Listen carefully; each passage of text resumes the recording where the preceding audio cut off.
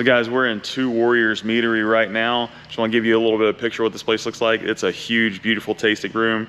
Looks like a little event center almost. I believe you could probably rent this place out. Yep. and do events here. This is really nice. Check this out.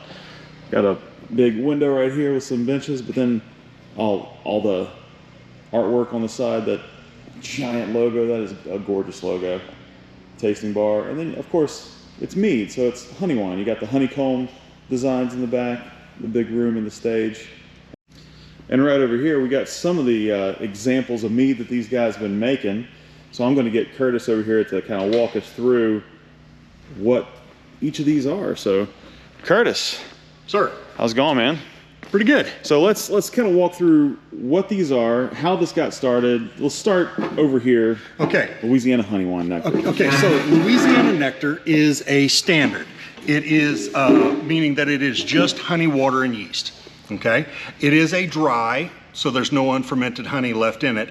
And this one is geared for Chardonnay lover. It has some good fruit and floral notes, but it is a dry. Then I took the Louisiana nectar recipe, which actually, when I was home brewing, was a 2-time award winner for me, and then turned it into Dust Off. Dust Off is a dry as well that has been aged in a used bourbon barrel for a year. So it's picked up some of the oaky bourbon notes and has a little bit of a vanilla note in there. And this batch had a little bit of a sour apple finish. So which bourbon barrels did you use for that? Is there a specific place that came from, or? Yeah, it was just, I got it from a barrel distributor, and it was kind of a pick of the lot, you know. Hey, this is, you pay your money and you take your chances. So then I've got Light of Valhalla, which is also a dry, but it's been aged on charred oak cubes for 9 months. And this one is kind of reminiscent of an Islay Scotch. It has picked up some of the smoky, peaty notes from the cubes, and it actually kind of dried it out a little bit more. So it's very interesting flavor profile. Then we get into Valkyrie's Flight. Valkyrie's is a standard semi-sweet to sweet, depending on which scale we're using. Has about 1/3 of the honey is unfermented. It has very good floral and fruit notes and is very honey forward. And so then we drop into Endless Summer, which is a lemon vanilla. I've had several people tell me it tastes like the old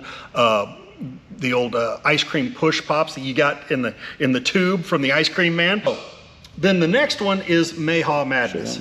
Okay, so Mayhaw, as most people in Louisiana are familiar with Mayhaw, but those of your listeners that are not from Louisiana are probably not familiar with Mayhaw. It is primarily a Louisiana fruit, kind of resembles a crabapple in size and coloration, and it is mostly found in the swamps of Louisiana.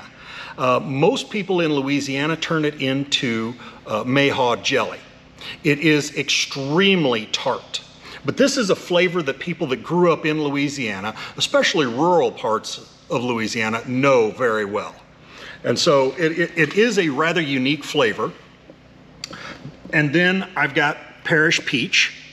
Now, thing to tell you about this, all my honey is local. It's coming within about 40 or 50 mile radius of the meadery. All my fruit is as local as I can get it as well. And so I buy everything local. If I can't get it from the local farmers, I source it from a local vendor. If I can't get it there, it comes from Louisiana. So the Parish Peach is a semi-sweet peach, and it's pretty darn good. And I've got a new one in the works that I'll let you taste. That it's a peach cobbler. It's not quite done yet, but it's pretty darn good. Then, of course, one of my old standards, my blueberry. Now, we leveled that up a bit with the assistance of Philip from Distillery Acadienne down in New Iberia. He sent a barrel up, a 15-gallon barrel from his Matrimony bourbon, and I aged some of my blueberry in that barrel behind his matrimony bourbon. Let it set for 8 months. When we were done, I sent the barrel back to Philip, and he aged some of his Cajun cut behind the bourbon, or behind the mead. And it really surprised me how much blueberry flavor the bourbon picked up. And my mead tasted like about a 5-ounce glass of my blueberry mead with about a 1/2 ounce of really good bourbon behind it. And it was really good. Well, that first test run, we got 71 bottles, each of us. I sold out in 2 weekends. Philip sold out in about 15, 20 minutes. So 15 or 20 minutes. 71 It was insane. bottles. Oh, It's yeah. insane. Well, you had a bunch of fools like me that were down there buying 3 and 4 bottles at a time. That's why I couldn't get any. The next one is our Blackberry Beausoleil. And so this is where the next round of experiments takes off. So the blueberry aged in a bourbon barrel we called Matrimony Blues because it was a matrimony bourbon and our Bayou Bluesberry.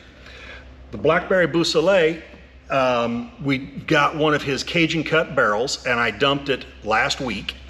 It has been setting for about 3 months and oh, is it good. It's good.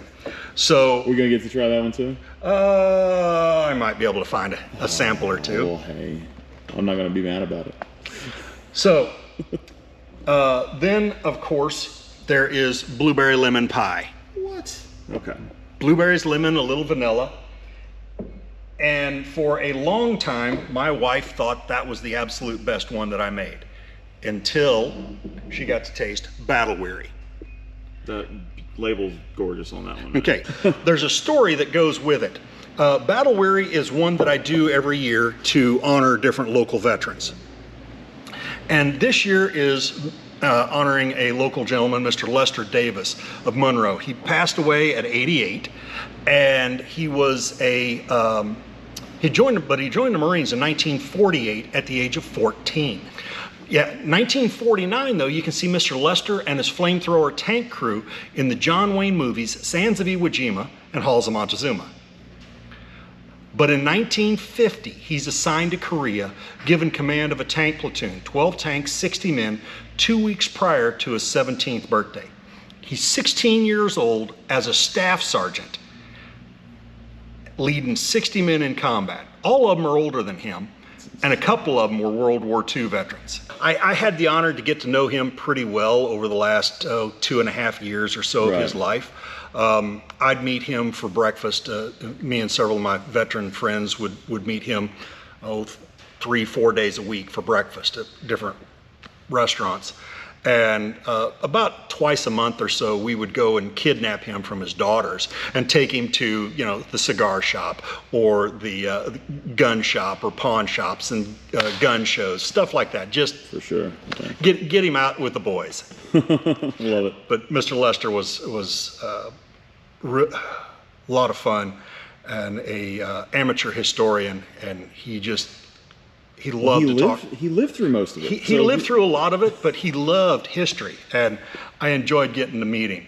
And so, like I said, I do a different one every year. So this year, I'm actually looking for a female veteran because, there's quite a few of them, and so few get recognition.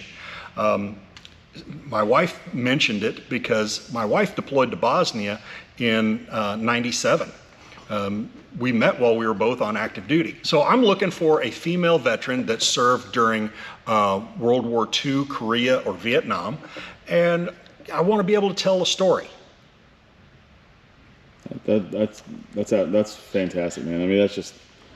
Oh, I'm about to tear up. That's cool. So the next one is Odin's Love. Now, this is a 12th century English spiced mead recipe that is actually a 2-time award winner for us. It has ginger, cinnamon, lemon, and clove.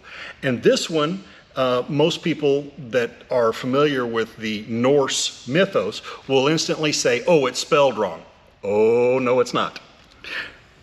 There's a story behind this one, too. So, Odin's Love comes from, I've got one of my young apprentices.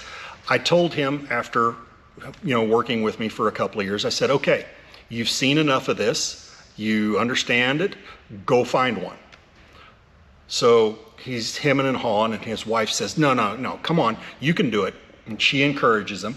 And so he goes and finds this 12th century English recipe and decides what he wants it to kind of taste like. So we make the first batch, take it to our guinea pigs at the cigar shop, and take their feedback, tweak the recipe a little bit, and then make the second batch. Take it back to our market research, as my wife says, at the cigar shop. And they're saying, hey, great, love it, on point, cool.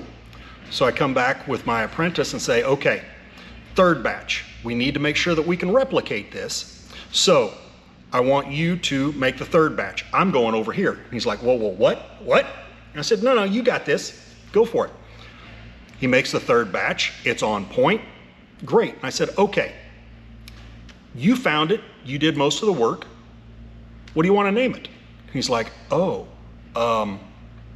it's either going to be fantastic or a disaster. Can we call it fantastic disaster? And I'm like, I don't know if I can get behind that one. What else you got? He's like, well, what about Odin's Love? And I said, okay, possibly. Why? He says, well, my wife's maiden name is Odin. And I went, done. And so it is named after my apprentice's wife. And so that's where Odin's Love comes from. That's neat, man. Yeah. Oh, I like the name of this one already. Okay, so this is called Bobby's Bochet.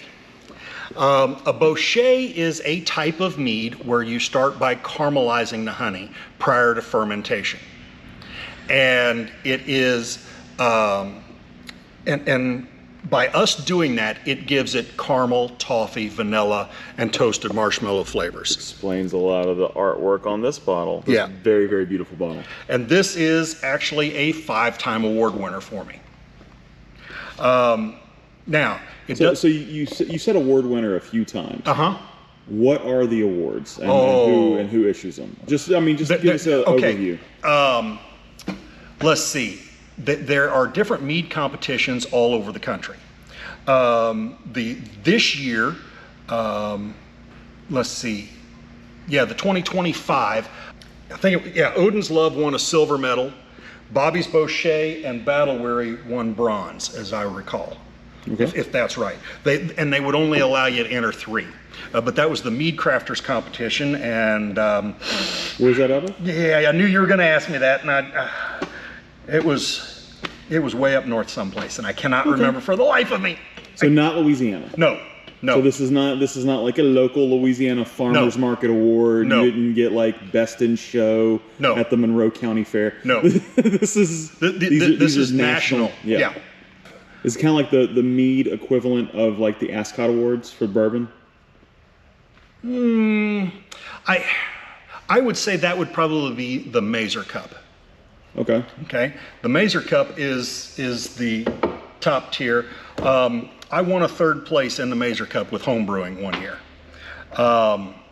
And it's nothing to shake a stick at, man. That's impressive. one of the things that decided and convinced me to go forward was I entered 4 or 5 in the Mazer Cup in homebrewing side. They score on a 50-point scale, 2 judges, 50 points each. Louisiana Nectar scored double 48s and did not make the second round of judging. Oh my gosh. What do you have to? I mean, you had to get 100? I don't know, but that tells you how tight some of the competition is. Yeah. Most of my stuff was scoring mid 40s and above. And so that's what kind of convinced me, okay, back in 2017 that I'm on the right. And that was when you were homebrewing. Yeah, that was when I was homebrewing. So this is before the facility. This is before the tour we're about to take. Yeah. This is just Curtis's kitchen. Pretty much. That's incredible, man. Pretty much. And so it was just, it was one of those that decided, okay, fine, and let's send them in and see what happens. Because, Right. I've got I've been doing it maybe 6 months, and that's being judged by people that have been making mead for 20, 30 years, some cases. And so I'm thinking, I'll just see what these judges think of it. I want their notes. Right. And Just trying to improve. It sounds like you're just trying to improve, get better, figure out, Yeah. Because I'm new at this. I don't know what am I doing- nothing. What am I doing wrong? What can I do better? Yeah, I like it. And so I get the results back, and I'm scoring mid 40s and above, and I'm like, okay, I may be onto something here. It seems like you were, because this place is pretty nice, man. So tell me about this whole area right here, the event center. What made this happen? Well, our original facility burnt down March 31st of 21. I'll just back up and give you the whole story. Okay, so originally we opened Friday, December 13th of 2019.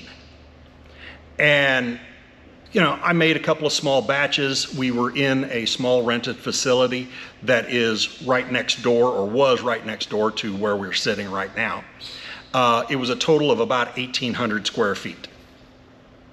We were having a veterans first look for the local veterans to come in, take a look around, get a tasting, and see what happens. Well, when we opened the doors at like 6 o'clock, we got swamped by about 85 people. They bought about 85 to 90% of what I had available in that 3 hours. Oh wow. So we opened up the next day, and we were sold out by noon. So 5 hours worth of sales, and I was out. Now I had more in the back, but it wasn't ready yet. Mm-hmm. So we made our apologies, said we're going to close down, and we reopened mid-February of 2020. And so Perfect timing. perfect time. So mid-February we reopen, have some good sales numbers for a couple of weeks. March of 2020, COVID hits and shuts us down. So for a couple of months, we were not able to sell anything, but I could still produce. So that helped me build inventory while we were sitting back waiting. And then finally they started letting us do curbside, and then eventually let us bring it back inside. And then toward the end of the year, it was after Christmas, we'd fought through COVID and we'd survived, and we were still making money. And we get through, and my business partner and I are sitting outside smoking cigars, and sheriff's deputy rolls up and says, "Boys, I'm sorry to tell you this, but this building's going sheriff's sale." And we're like, what? Well, we had just signed a 3-year lease, and we just reinvested a bunch of our profits back into the building, and upgraded equipment and whatnot. Yeah. And so we're like, what do we do? Because as we understood it, a lease wasn't transferable across to sheriff's sale.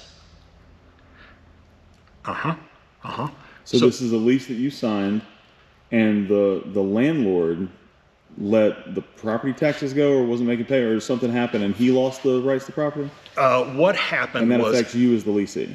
Correct. And what had happened was the property owner had quite a few properties, and during COVID, most of the other businesses, because he had commercial properties, most of the other businesses that weren't closed down, I'm going to assume they didn't have a safety buffer like I maintained.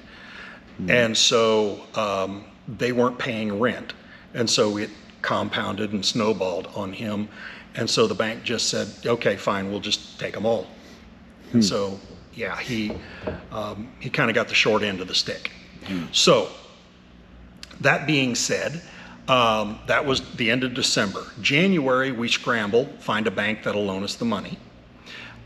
February, we close on the building. So we buy it from the landlord or the bank so that So where was all your equipment at this time? It was still at the old building? It was still in the old building. And that's what we were buying. Because your license is tied to a physical location. So if you have to move across the street, you have to go through a whole new license, state, federal, local, whole shebang. All the TTB? Yeah, Okay. yeah, whole thing again. So if you end up packing up and moving, 100 yards down the road, it's a whole new licensing and headache. And as much trouble as we had with the first one, I didn't want to do it again. So, like I said, we closed in February, made the first payment March 31st, or March 1st. March 31st, just about where we're sitting, there used to be a rooming house that was built in the 1920s. And it was being rented out to a lot of homeless people around the area. And a gentleman that lived there started a fire, and that old house was probably either rough cut cypress or rough cut cedar. So when it caught fire, it went up hot. Yeah. And it was hot enough that the wind was just the right direction, that it blew over and caught our building on fire as well. And so that's the vacant parking lot that's right there, yeah. Correct. And it took, it got so hot that it vaporized the spray foam insulation that was in the back and exploded, and it blew the roll-up garage door about 15 feet out into the parking lot. And the entire building, after the fire was out, you could walk down and look at it, and the entire outside of the building was bowed. It's incredible. So it exploded from the inside. Yeah. And that wasn't because of the mead, that was because of the spray foam insulation? Spray foam insulation. I had several tanks. Pretty much all my tanks were full. And it just melted down, because I was using plastic tanks, and it just melted down to the water level. And so the mead level. So the mead was still there, but there was no way in heck I was drinking it. But oh yeah, no, it was melted plastic. I mean, melted plastic and soot and all sorts of nastiness. Gracious. So that was how much of that was lost? Everything, lost it all. Well, but what was the volume that you lost? Are you talking 1,000 gallons? Let's see, probably 1,500 gallons ish. Gosh, that's a lot of mead. Yeah. That's a lot of work. That's a lot of energy. That's a lot of man hours to get put into something like that. And we're going to see that here in just a little bit, the man hours it takes to cook some of this stuff. But yeah, goodness gracious, man, that's a lot of people would have just said chalked it up as a loss and said, well, I'm done. This is a sign. This is something. I can't do this anymore. But you didn't do that. Why? I spent 24 years in the military, and I'm too stupid to quit. Well, he gave us an honest reason. Can't fault you for that, man. Well, it's just there's just not much quit in me. I can tell. And so, so that was March 31st of 21. Mm-hmm. And then we started a fight with the city, and they didn't want to give us a building permit. But finally, as I said, there's no quit in me. They gave us a building permit. Oh, what was it? We started pouring concrete, I think it was October of 22. So you were a year and a half. Year and a half, coming close to 2 years before we. Was your production somewhere else in that time? Nope, can't do it without redoing the whole license. And so, yeah. I mean, did you go back to at least home brewing and doing that, or? I was kind of nervous in doing that because technically I'm still a professional. I still hold a manufacturer's license, and I didn't know if home brewing would get in the way of that, so I just stayed away from it. All right, so just a year and a half without being able to do what you love doing. Yeah. And you push forward anyway. Yep. I love it. But yeah, we started pouring, I think it was October of 22, and by June of 23, we were back up and operational. Wow. So it ended up being 2 years of just nothing. Let's. I guess next step we need to go back and look at the facility where you make this stuff, right? Cool. Let's go. So Let's follow Curtis back here and see what we got going on in this back room. Well, we bottled a couple over the last couple of weeks, so I've got some empty tanks. So this is the warehouse where it all And happens. production facility and, you know, science lab and the mad scientist. I was gonna say you're the mad scientist behind Yeah. this stuff. So we talked earlier about Dust Off. Dust Off was the one that was barrel aged in bourbon barrels for a year. Right. Those bourbon barrels have been aging now for 2 years. I didn't want two barrel aged meads competing against each other at the same time, so I just left that one set for a little while longer. When I run out of Dust Off, if the flavor profile is similar enough, then I'll throw that one in as the next round of Dust Off. If it is different, significantly different, Because it's been aging for much longer. correct, then I'll market it as something else. Fair enough. And so then we look back here at Tank 3. Tank 3 is the next round of Bobby's Bochet. Okay. Now, we were talking about that earlier. It takes me and my apprentices 8 hours across 2 days to caramelize the honey for one batch of Bochet. And so 2 of us standing over this repurposed crawfish cooker, continuously stirring, and we have to do it in 2-hour shifts. But yeah, and by caramelizing the honey, it changes the sugar from a simple short chain into a complex long chain. Most of my meads, when I ferment them, I get about 1% of alcohol conversion per day.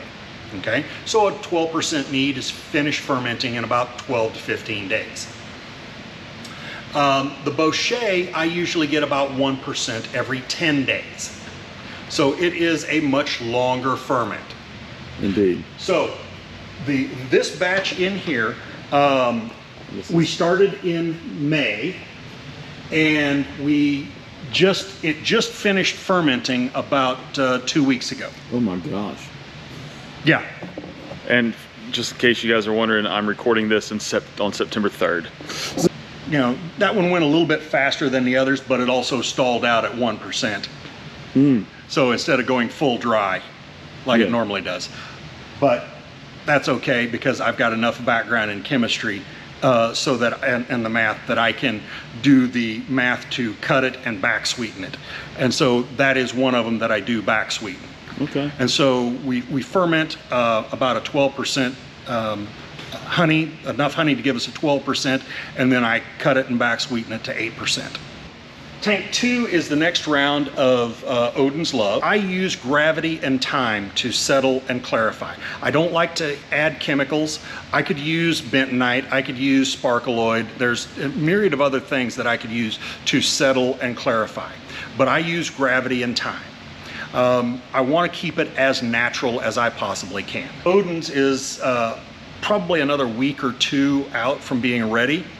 And then this one is a peach cobbler. And so this has got peaches, Super cinnamon a excited little about bit. this one, man. Oh, here, let's grab a sample. Oh, you don't. Oh, that's yeah. Okay. Now, this one's still got a little bit of the yeast in it, so it's still a little yeasty, a little bready, but it's getting close. Oh, that smells so sweet. It's almost citrusy. That's the smell. So what makes that citrus note pop in there? There is a little bit of lemon in it, but not much. Okay. But one of the things that I've noticed is that tallow honey, tallow is a invasive species of plant here in Louisiana, that when it ferments, it kind of gives it a little bit of a lemon note. Okay.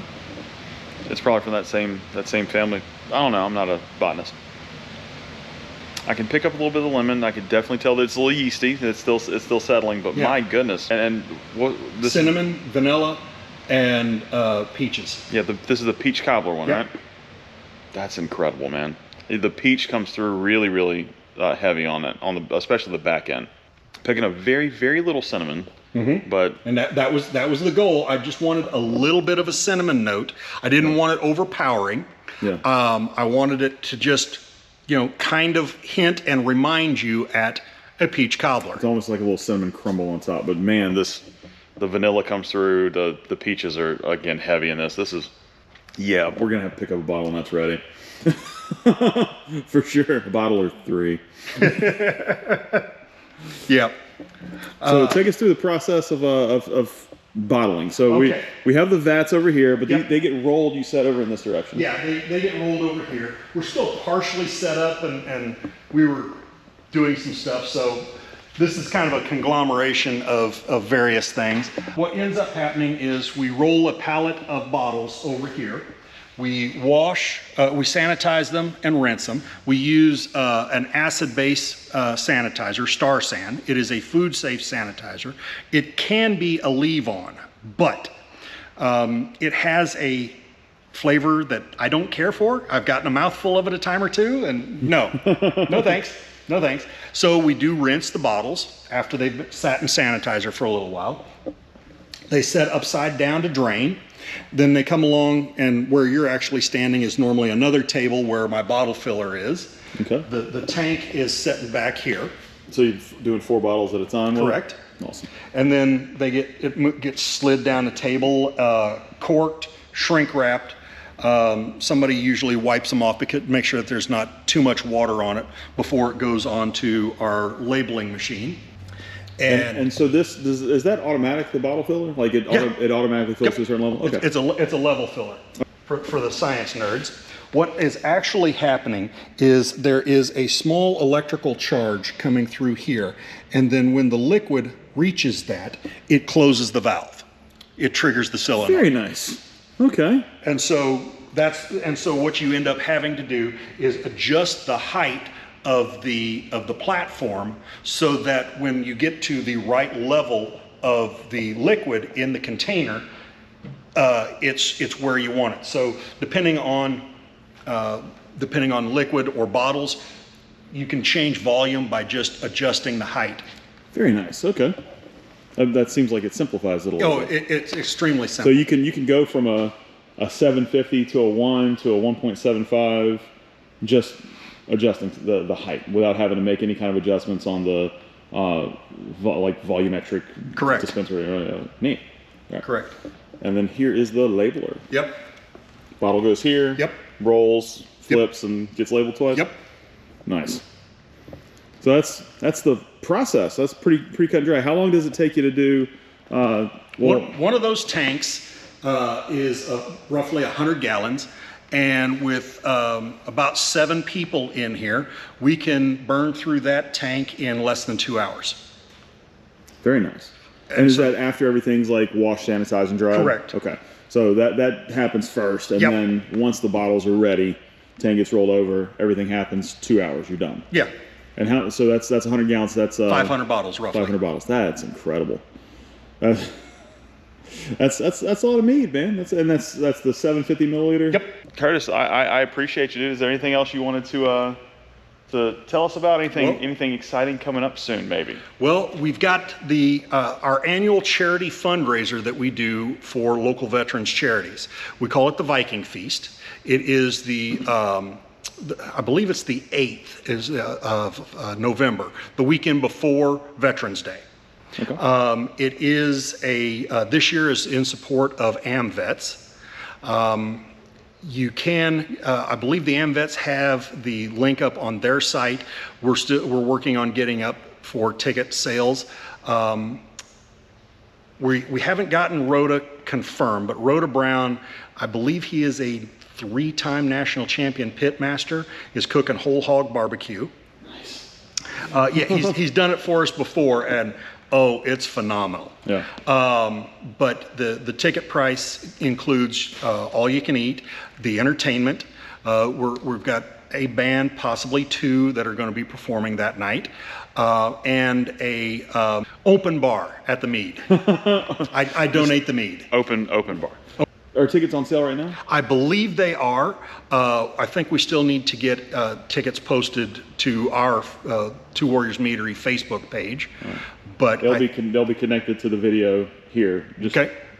Click the link below to get access to the tickets. Yeah. And how much are the tickets? I believe the AmVets are going for $65 this year. Not bad. No. That's not bad at all. And that goes to a good cause. Yep. So, Curtis, man, I appreciate you. I think we're going to get to taste a few Come things. on. Is that right? Come on, let's go. So on to the next part. First one is the Louisiana Nectar. All right. This is our standard dry. Now, like I said, geared for Chardonnay lovers. Okay. Only about 10% of Americans really like the dry ones.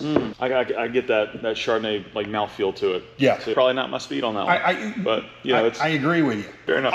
Hey, look at how much their corn syrup is in our food and sugars. And Right. Americans have a sweet tooth. That's why most Americans generally end up liking the sweeter stuff. This is Dust Off. This is the one that's been barrel aged. We're not going to try all these, are we? Yeah, we are. Gosh, I got to drive home. Okay. maybe we might skip a few. Yeah. Or pour smaller pours. I'm not pouring full one You're not, ounce. you're not. You'll be fine. Yeah. So this is Dust Off. This is the one that's been barrel aged in a used bourbon barrel for a year. It's picked up some of the oaky bourbon notes, a little bit of vanilla. And so, Not as much vanilla as what we had in there, but yeah. That's very, very good. yeah, It's Dust Off. that's Dust Off. So this is the Light of Valhalla. This is the one that is reminiscent of Isla Scotches. Yeah. So all right, so let me tell you about that real quick because I'm doing right now a video series called King of the Collection on my YouTube channel and TikTok and all that. And what I'm doing is my wife is spinning the wheel of names. I have all of my bottles: Scotch, Irish whiskeys, bourbons, American whiskeys, my rums, everything is in this list. She's spinning them randomly and just putting 2 bottles in front of me. And I had an Ardbeg 10 going up against Benchmark Top Floor. So in no Night and day difference there. no other YouTube video are you going to see Ardbeg 10 versus Benchmark Top Floor. And I don't know if that's a good or bad thing in a blind tasting. And I notoriously hate like peaty Scotch. Yeah. But man, I took a sip of that, and when you compare it to the lowest proof Benchmark, I hate to say it, but this Ardbeg wins. This Scotch wins. I didn't know it was Ardbeg. I was like, this Scotch is going to win. And whenever she told me it was Ardbeg, I was like, I had some of that the other day at my friend Scott Hollis's house. Shout out Whiskey Curious. It was so bad, and it was not good. You get that peaty smell to it. Yeah. Now I'm not getting a lot of that on the palate though. It's got the smell, it's got the nose, but on the palate, it's real soft. Like it's very, very delicate. It's almost like a Pinot Grigio. So this is Valkyrie's Flight. This is the standard semi-sweet to sweet. Very honey forward, very floral, and for some people, very sweet. Okay. And is this refinished in honey? How's it? Nope. It's just okay. Nope. It's just the way that I make it. Valkyrie's Flight. Yep. Very sweet. Yep. Very, very puckery. So Now, I think that one is probably closer to what the Celts and the Vikings would have made. And, Okay. and the reason, my reasoning for that is generally they were using wild yeast. Generally, wild yeast tops out 6-8% alcohol. right. And so What's the percentage of alcohol? that's an 8. Oh wow. Okay. So that's why I think that one would have been closer. I didn't know like what the percentage alcohol was normally on mead because I'm used to drinking. Like I said, I'm used to drinking bourbon. I'm used to drinking American whiskeys, and that's 40 to 70%. It can be anything from 6% up to, well, actually the license allows me to make to 19.9. Oh, so not 20. Nope. Not. Nope. It's not 20. Nope. 19.9%. Yep. Okay. But the problem is once you get above 14, you start getting into a new tax bracket, and then they start bracketing you Fair enough. even more. Fair. But most of mine are, I've got some that are at 12. I've got a few that are at 8, and then a couple of that are, and most of my others are at 10, especially my fruit meads. This is Mayhaw Madness. This is the Mayhaw. Okay. I'm excited about this one because my wife's grandma makes Mayhaw jelly. Like you said earlier, yeah, it's one of those things that we make a lot in the South.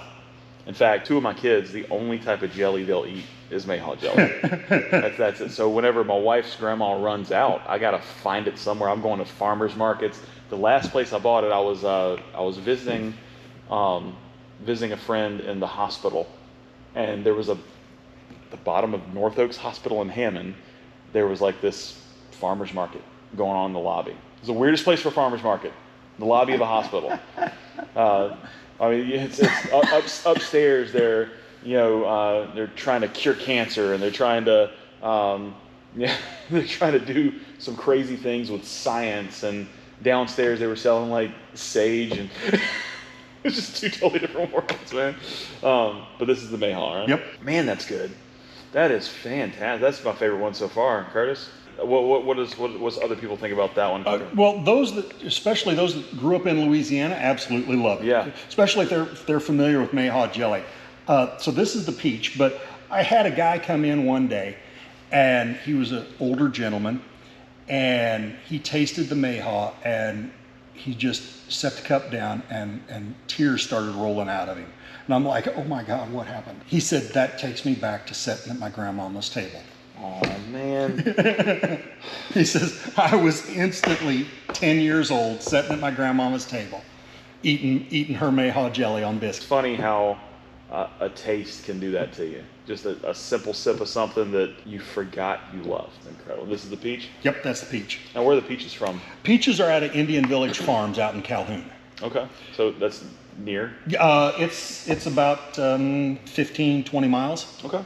That's near. Yeah. Yeah. Next one is blueberry. The blueberries are out of the farm just south of West Monroe. That peach cobbler, is this kind of the base for that? Kind Okay. of, sort of. I could tell. The peach that's in here is the same peaches? Uh-huh. Okay. Yeah. It comes through. That's incredible. This is the Blueberry. I'll be honest, this is the one I'm most excited about. You guys can't tell, but the colors on this one's a lot darker, a lot more amber color. I don't know if that just triggers the bourbon valve in my brain, but Yeah. we'll see. Man, that's so good. That's the first empty one. Dude, that was incredible, that blueberry one. And I don't know, maybe it's just because I've been drinking a lot of these, they're just getting better. Or if that's how you had it set up on It purpose. kind of is. Yeah, you dirty, rotten scoundrel. Yes. Okay. Yes, I am. And this is the blackberry? This is the blackberry. Now say that word. Beau Soleil. Okay. As I understand it, it means place in the sun. Yeah, it seems like soleil is the sun, yeah. I'm still digging that blueberry and the Mayhaw a little bit better, but that's a great flavor. Yeah. Now, it's honey wine, and then I see with natural flavors. The natural flavors are just the fruits that's in it. Correct. No extra sugars, no extra, Nope. they're real sweet. Now, Very, very sweet. A couple of them, the natural flavors like this one, blueberry lemon pie, I actually use a vanilla extract on. Okay. And so, but yeah, most of it is honey, water, yeast, and whatever But fruit. it's natural vanilla extract. Yes. It's not Yes. It's not the imitation. No. Google where that comes from. Yeah, no, you don't. Don't do that. Enjoy those nightmares, creeps, and peepers. Lemon subtle, blueberry strong in it. Mm-hmm. That's what's up. Now, think about this one. Take that, 2 ounces of vodka, ounce of that, and a splash of vermouth, and shake over ice, garnish with a couple of blueberries. Blueberry teeny. Bourbon with your man. I know you watch this. I'm gonna have to get some of that for you to make that cocktail on your channel, because that was remarkable. So the next one is Battle Weary. This is the hibiscus that we got the story about Mr. Lester about. Right. Honey hibiscus wine. Yep. And for I obviously know exactly what it is, but for those that don't, would you like to explain what a hibiscus is? It is actually a Flower. tropical or semi-tropical flower that they take the petals off of and dry. Mexico and Central America, and even part of South America, they quite often turn it into tea and other drinks. That's excellent. Now we get into Odin's Love. This was the 12th century English spiced mead, ginger, cinnamon, lemon, and clove. Now this one does really well at room temperature, but you chill it or you warm it up, it changes the flavor profile considerably. Okay? So how would you warm it up, like putting it in almost like a hot toddy type? Well, when you think about it, my grandmama's hot toddy, ginger, cinnamon, lemon, clove, honey, whiskey, in black tea. Right. I mean, all you're missing is the black tea to have my grandmama's hot toddy. Fair enough. Throw a cup of that in the microwave for about 7 to 10 seconds. That's remarkable. Okay, now let me mess with your brain a little. Oh, no. Oh yes. This is Odin that is chilled. Same thing, just chilled. A lot of the spice goes away, and you're left with all the fruit and the citrus and the bright that comes. There's no tingle on it at all. This is good. That one deserves to be chilled. That's why, people ask me, how do you drink this? Well, that's how you want to drink it. Right. Because all of them mix entirely too well with vodka. The problem is you start mixing these half mead, half vodka, and the next thing you know, you're half a bottle of each in, you're laying on the floor going, "Hi, kitty, how are you?" and it's kind of a bad thing when you don't have a cat. This is Bobby's Bochet, 13th century French Bochet. And of course, Louisiana, you got to throw in the water boy and the... Well, when that name was suggested to me, I had a friend of ours I was telling him, this is a Bochet and this is that and that other. And he says, "Okay, boys, you're missing an opportunity if you don't call it Bobby's Bochet." And I went, "Okay, how did they spell the character?" I wanted to make sure we didn't get sideways with those guys. Oh no. Because Bochet is a actual mead term. Right. It is the type of mead. I bet it's Boucher in the movie, so it's probably just the OU, huh? I don't remember what the difference was, but I remember it was different enough. I bet if you just sent Adam Sandler a bottle, he'd be fine with it. So this is the one that's caramelized honey. Yep. And is this the first one you did the caramelized honey with? Yes. Okay. Not the first round, but now if you inhale, you get the toasted marshmallow very strong. Yes, you do. And I don't know if that's psychosomatic or you're implanting thoughts in my brain, but it's definitely there. I mean, I tasted a little bit of the smokiness. I tasted definitely the sweet, the powdery marshmallow, almost like a campfire flavor. But throw that in an old fashioned in lieu of the simple syrup is phenomenal. Instead of the simple syrup? Oh yeah, because it's not nearly as sweet as simple syrup. No, it's not. That's my issue with old fashioned. It's too sweet. It's too sugary for me. So what I usually do, even with like a premixed old fashioned, is I put like an extra shot of bourbon in it. Yeah. So mixing this with a bourbon instead of simple syrup, I could see where that could get dangerous. Dang, I was gonna say real fun, real quick, but dangerous is definitely another word you can use for it. Drink responsibly, kids. Kids don't drink. Yeah. Drink responsibly. Oak Cedar. I think I mentioned it to you earlier, but my company does a silent auction once a year, and I know Two Warriors. A lot of this is very military. You were a veteran yourself, and the other gentleman, it's Two Warriors. Yep. Was he also a veteran? Yep. Okay. I retired after 24 years. Last 14 years I was a cavalry scout pilot. I flew 58 Deltas, Kiowa Warriors. And he did, I forget how many years, but he was a military police. Nice. Very nice. Love what you guys do. One of the things that we're doing is every single year we have a silent auction to raise money for a local charity. This year we're partnering with the guys over at Fifth Squad. I'm going to put a link below.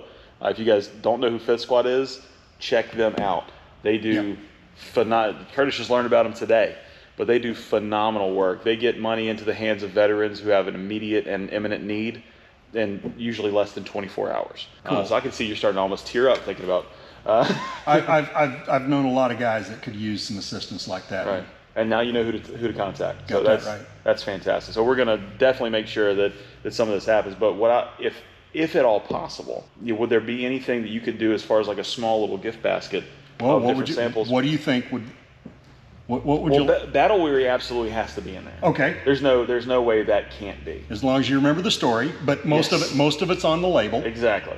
Battle Weary's got to be in there. I mean, I would be remiss if I didn't ask for Bobby's Boucher, and then maybe either the blueberry or the blueberry lemon, putting those three in a little basket. I think we can make that happen. Fantastic. That would be great, man. And that, like I said, that's going to be put at our silent auction at our sales meeting in October. And I think, let me look. I think this is the last bottle of my Bochet. Nope, I take that back. I've got two. I got two left on this batch. Which means I probably need to buy one of them. Sorry, Rachel. Fantastic. Well, Curtis, I appreciate you, man. We're going to hang out for a little bit. Guys, go like and follow Two Warriors Meadery on all the socials. It's going to be listed below. Go check out Fifth Squad for sure. And like and share this so this can get out to a lot of folks. Learn about these guys because they do a lot of stuff with veterans as well. Curtis, I appreciate you, man. Now, I will throw out a plug for us that if you go to our Facebook page on the left-hand side, for those of you that are not in Louisiana, we can ship to about 34 states. And so you look for our Vino shipper link on the left side of our Facebook page. There you go. They probably can't ship to Mississippi. Nope. Mississippi. But Mississippi's next door. Just come by. Actually, I have been told that Mississippi has been rectified. I don't know for sure. Okay. I need to investigate that a little bit more, but I have been told that that is no longer the case. Well, that might be really, really good news for me. So, not that I'm in Mississippi, but I got a store that I'm partnering with over there for something else we're doing. So, Curtis, I appreciate you, man. Guys, go to his Facebook page, buy a bottle of this. I mean, I would really recommend, the blueberry one, but if you want to try something light, dust off. The Valkyrie's Flight was great. The Mayhaw was wonderful. Find a bottle, buy 3 or 4, and enjoy every sip. There's one more that we didn't try in there, and this is a little secret concoction. I'm not even going to put what he's doing on camera. This is just going to be me right here. But this is the Blackberry Bourbon Barrel Aged. Yep, it's aged in the barrel from Distillery Acadienne. Oh, and Philip over at Distillery Acadienne, it was just one of his Cajun cut barrels. Yep. That Cajun cut some good stuff, man. What size barrel was it? 15 gallon. Beautiful. Oh my gosh, it smells so good. Gosh, dude. This is the perfect marriage of that bourbon flavor on the back end of this sweet fruit mead. Oh, when is this coming out? Probably going to be another month or so. It's going to be called Oak and Bramble. You heard it first on Oak and Cedar. It's going to be called Oak and Bramble. Pick up a bottle and enjoy every gulp.